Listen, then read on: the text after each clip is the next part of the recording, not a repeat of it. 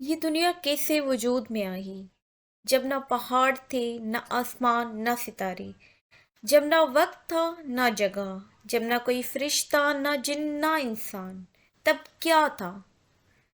عرش کہاں سے آیا؟ پانی کہاں سے آیا؟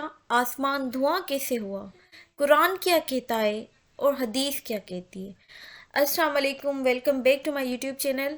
امید کرتی ہوں آپ سب خیریت سے ہوں گے جی۔ تو آج کا لیکچر ہے about the creation of world.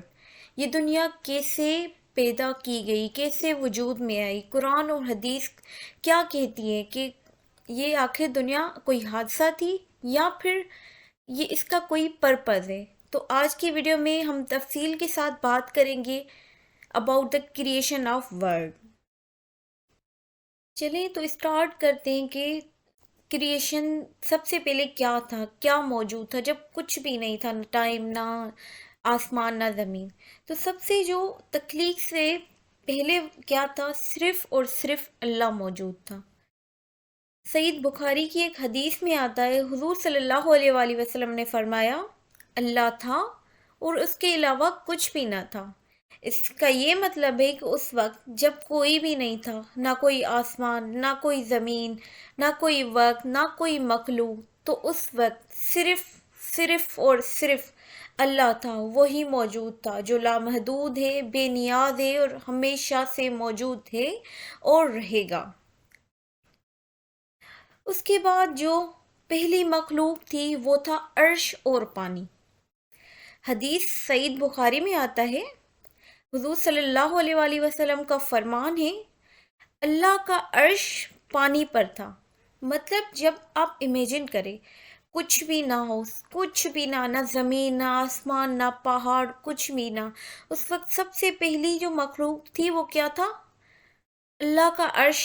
اور وہ کہاں تھا؟ پانی میں تھا۔ ایک حدیث میں تو یہ بھی آتا ہے، قرآن پاک میں یہ آتا ہے کہ کیا تم نہیں جانتے ہم نے عرش اور پانی کو جدا کیا؟ مطلب اس سے یہ ثابت ہوتا ہے کہ سب سے پہلے عظیم مخلوق عرش ہے اور عرش کے نیچے پانی تھا، اور اس وقت نہ آسمان تھے نہ زمین، مگر عرش اور پانی موجود تھے۔ پھر ان کو الگ کیا گیا، وہ ایک الگ اسٹوری ہے۔ تو سب سے جو پہلی مخلوق ہے وہ ہے عرش، اور عرش پہ پانی تھا صرف۔ قرآن پاک میں ذکر ہے، اور ہم نے ہر زندہ چیز کو پانی سے پیدا کیا۔ اب یہ اس چیز کے بارے میں اشارہ ہے کہ جو بھی زندگی کی ابتدا ہے وہ کہاں سے ہے؟ پانی سے ہے۔ ٹھیک، اب آگے چلے تو عرش اور پانی کے بعد جو سیکنڈ اسٹیپ تھا اللہ تعالیٰ نے اس دنیا کو تخلیق کرنے میں کیا، وہ ہے قلم۔ قلم اور تقدیر کا لکھ جانا۔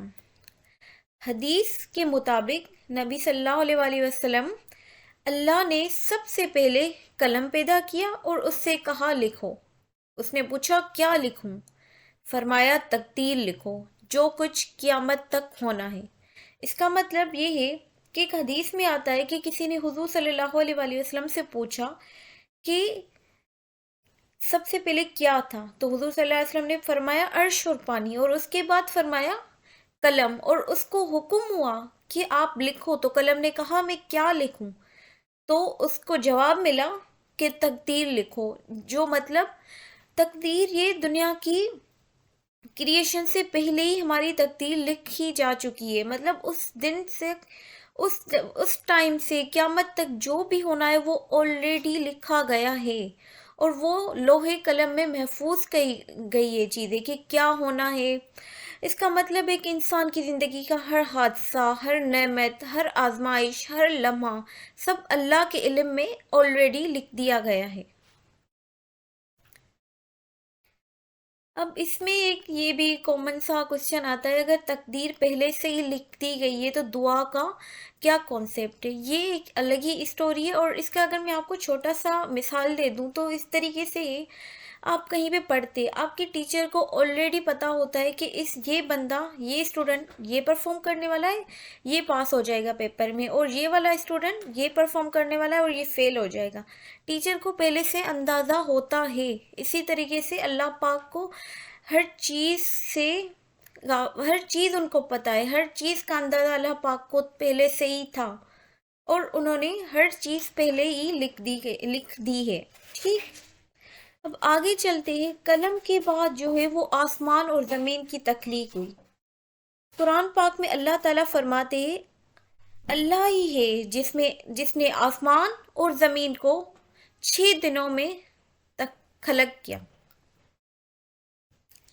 اس کا مطلب، اور یہ 6 دن یہ دنیا کے دن نہیں ہے، کیونکہ اللہ فرماتا ہے قرآن پاک میں اللہ کے ہاں ایک دن تمہارے 1000 سالوں کے برابر ہے. اور دوسری جگہ اللہ تعالیٰ فرماتے ہیں ایک دن کی مقدار 50,000 سال جیسی ہے. تو یہ وہ ایک دن ہمارے دن جتنا چھوٹا دن نہیں، 24 آورس وہ والا دن نہیں ہے، بلکہ حدیثوں سے جو اور قرآن پاک سے جو آیات ہے اس سے یہی ثابت ہوتا ہے کہ ایک دن جو ہزاروں یا 50,000 سال کے برابر تھا. ٹھیک ہے، تو ٹوٹل اللہ پاک نے 6 دنوں میں یہ پوری کائنات تخلیق کی ہے.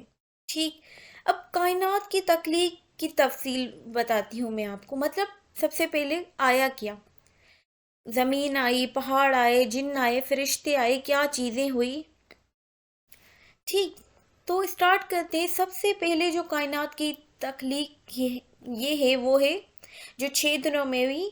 اس کا ذکر کچھ ایسے آتا ہے کہ سب سے پہلے زمین کی ابتدا، اللہ نے زمین کو ابتدا میں پیدا کیا ہے. قرآن پاک میں آتا ہے وہ ہے جس نے زمین کو 2 دنوں میں بنایا.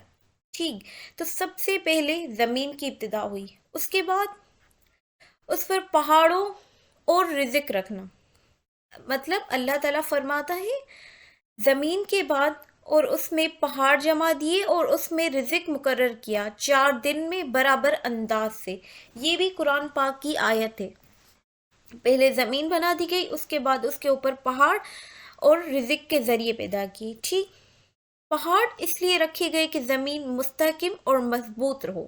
ٹھیک، اب پہاڑ کے بعد جو تیسری چیز تھی وہ آسمان کی کیفیت. اللہ پاک قرآن پاک میں فرماتے ہیں پھر اللہ نے آسمان کی طرف متوجہ کیا جبکہ وہ دھواں تھا. یہ قرآن پاک کی آیت ہے. آسمان پہلے ایک دھواں تھا، کچھ بھی نہیں تھا وہاں پہ، سموک تھا، جس کو آج کی ماڈرن سائنس کاسمک کلاؤڈ کے نام سے جانتی ہے. ٹھیک، اب آسمان کی کیفیت کے بعد 7 آسمانوں کا بننا. اللہ تعالیٰ فرماتے ہیں بس اللہ نے انہیں 7 آسمان بنا دیا 2 دنوں میں. آسمان بنایا، اس کے بعد 7 آسمان بنے، اور سب سے نچلے آسمان کی زینت ستارے ہیں. جو ہمیں ستارے شو ہو رہے ہوتے وہ سب سے آخر والا آسمان ہے. اس سے اوپر 6 اور آسمان ہیں. ٹوٹل 7 آسمان اللہ پاک نے بنائے ہیں. ٹھیک، اللہ تعالیٰ فرماتے ہیں اور ہم نے سب سے نچلے آسمانوں کو ستاروں سے آراستہ کیا ہے. قرآن پاک میں اللہ پاک یہ فرما رہے ہیں ستارے روشنی کا ذریعہ ہے، حفاظت کا ذریعہ ہے اور غیب کے شیاطین کو مارنے کا ذریعہ ہے. اب آسمانوں کے بعد کائنات کی تکمیل. آخر میں اللہ نے فرمایا اور وہ غالب ہے، علم والا ہے، یعنی کائنات کا پورا نظام قدرت اور حکمت سے بنایا گیا ہے. اب یہاں پہ جو سیکنڈ اسٹیپ تھا، پہلے عرش اور پانی، پھر قلم سے تقدیر لکھنا، پھر زمین اور آسمان کا قائم ہونا. اب ہمارا جو 4تھ اسٹیپ ہے وہ ہے فرشتوں کی تخلیق. اب اس کے بعد فرشتے آئے. حدیث میں آتا ہے نبی صلی اللہ علیہ وسلم نے فرمایا فرشتے نور سے پیدا کیے گئے ہیں، اور فرشتوں کی کچھ خصوصیات یہ ہے کہ نہ کھاتے ہیں، نہ وہ سوتے ہیں، نہ اللہ کی نافرمانی کرتے ہیں، صرف اور صرف اللہ کا حکم مانتے ہیں اور فوراً مانتے ہیں. اب ان میں سے کچھ اہم فرشتے یہ ہیں حضرت جبرائیل علیہ السلام، حضرت میکائیل علیہ السلام، حضرت اسرافیل علیہ السلام اور ملک الموت. حضرت جبرائیل علیہ السلام کا کام وحی لاتے تھے، حضرت میکائیل علیہ السلام کا کام بارش اور رزق میں ہیلپ کرنا، حضرت اسرافیل علیہ السلام کا کام سور پھونکنے کا ہے جو قیامت کے دن وہ پھونکیں گے. جو فرشتوں کے بعد کون سی مخلوق تھی؟ فرشتوں کے بعد تھا جنات کی تخلیق۔ فرشتے پہلے آئے تھے، اس کے بعد جنات آئے، ٹھیک؟ تو قرآن پاک میں آیا ہے کہ اللہ اور ہم نے جن کو اس سے پہلے آگ کی لپٹ سے پیدا کیا۔ جیسے فرشتے نور سے بنائے گئے ہیں، ویسے ہی جنات کی تخلیق آگ سے پیدا کی گئی ہے، ٹھیک؟ اور جنات کے کچھ حوالے سے یہ بات ہے کہ جنات کھاتے ہیں، وہ سوتے بھی ہیں، وہ شادیاں کرتے ہیں، وہ مرتے ہیں، اور ان کے پاس اختیار ہوتا ہے، فری ویل ہوتی ہے کہ صحیح کام غلط کام کرنے کی، ٹھیک؟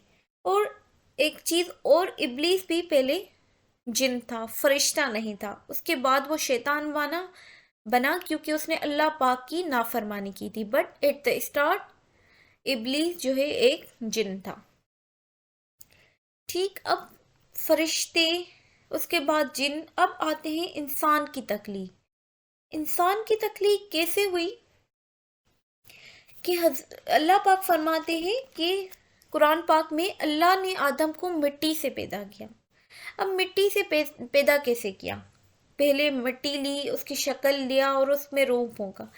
بیسیکلی یہ کچھ ایسے ہے کہ مطلب اللہ پاک نے حضرت اسرائیل علیہ السلام کو کہا مجھے ایک مٹھی جو ہے مٹی کی لا دو، تو حضرت اسرائیل علیہ السلام نے اللہ کا حکم مانتے ہوئے مٹی لائی، ایک مٹھی، بٹ وہ مٹی کون سی تھی؟ زمین کے اوپر والی لیئر پوری وہ ایک مٹھی میں آ گئی، اور وہ حضرت اسرائیل علیہ السلام لے کے گئے حضور اللہ پاک کے پاس، ٹھیک ہے؟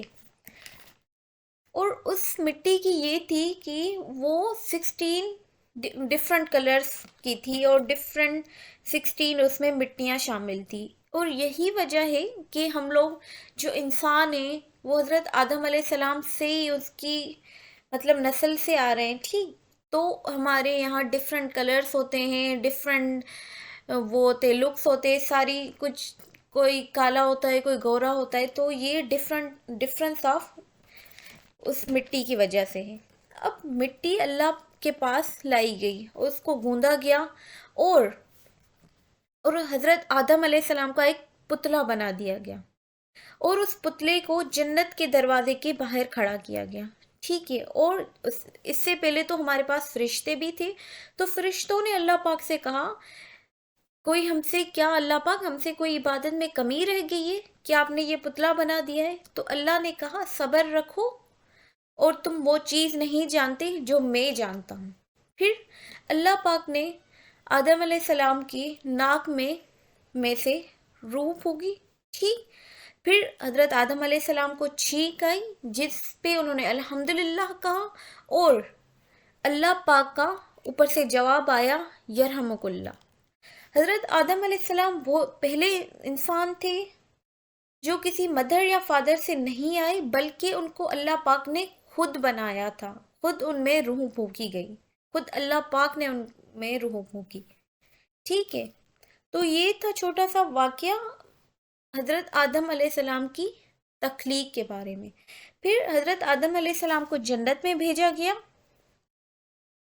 اور وہاں سے پھر ان کی ملاقات بی بی حوا سے ہوئی، اور پھر انہوں نے کوئی غلطی کری، اور پھر وہ دنیا میں آئے الگ الگ جگہوں پہ، اینڈ اگین وہ پھر کچھ عرصے کے بعد اللہ تعالیٰ سے معافی مانگنے کے بعد پھر وہ دونوں اکٹھے ہو گئے، ٹھیک ہے؟ تو اس پہ قرآن پاک میں آتا ہے کہ پھر میں نے اس میں اپنی روح پھونکی، تو یہ اللہ پاک نے خود حضرت آدم علیہ السلام کے اندر روح پھونکی تھی، وہ بات ہو رہی ہے۔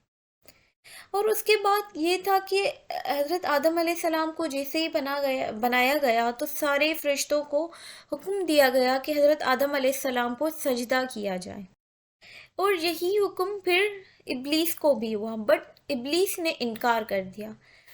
وہ ایک تکبر میں آ گیا کہ میں جو کہ آگ سے بنایا گیا ہوں، وہ ایک جن تھا تو اس کو آگ سے بنایا گیا تھا، اس نے کہا میں ایک آگ سے بنایا گیا ہوں، تو میں ایک مٹی کے پتلے کو سجدہ کروں؟ اس نے اللہ پاک کو انکار کر دیا، اور پھر یہ ہوا کہ آج تک اس نے اللہ پاک کے سامنے قسم اٹھائی ہے کہ قیامت تک میں انسانوں کو گمراہ کرتا رہوں گا، اللہ کی راہ سے ہٹانے کے لیے، اور وہ ایک شیطان میں کنورٹ ہو گیا۔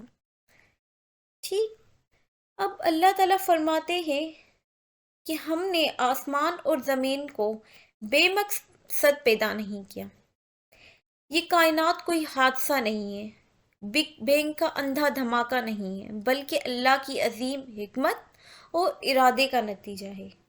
ہر ستارہ، ہر کہکشاں، ہر فرشتہ اللہ کے حکم سے قائم ہوا ہے۔ تو یہ تھی آج کی چھوٹی سی informative video about the creation of world.